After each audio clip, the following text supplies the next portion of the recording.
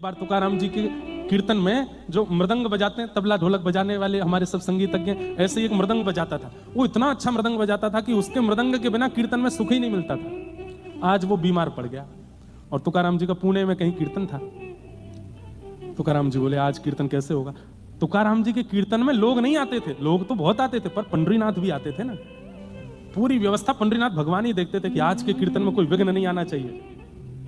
आयोजक कोई है, सुनने वाले कोई हैं, पर मूल आधार यही है कि छुप करके ठाकुर जी आते हैं कीर्तन और कथाओं में। यहां पे भी बैठे हैं कहीं, हमें पता नहीं है, पर बैठे हैं। और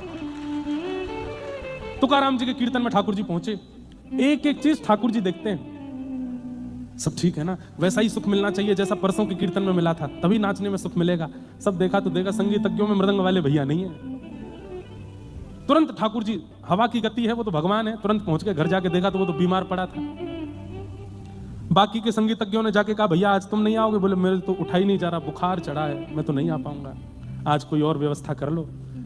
सब संगीतज्ञ आ गए, तुकाराम जी मंच पे आके बोले कहां भैया मृदंग वाले भैया नहीं आए।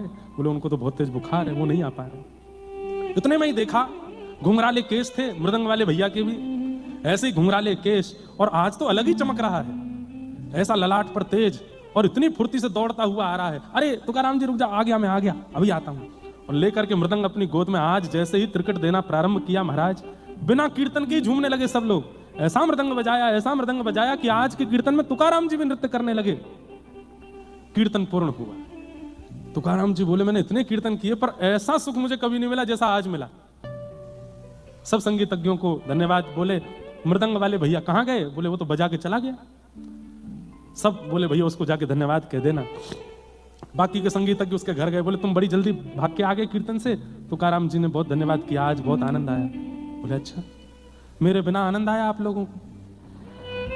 संगीतज्ञ बोले तुम्हारे बिना, तुम तो आए थे, आज तो तुम्हारे केश अलग ही लहक रहे थे, आज तो तुम्हारी त्रिकट अलग ही चल रही थी, आज तो तुम अलग ही महक रहे थे, सुगंधी भी तुम में से बड़ी बढ़िया आ रही थी। यहाँ के रजाई ओढ़ के पड़ गए फिर से?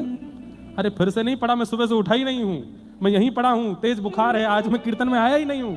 ये बात जाकर के जब सबने तुकाराम जी को बताई, नेत्र सजल हो गए। बोले आज मृदंग वादन करने स्वयं पंडरीनाथ आए थे।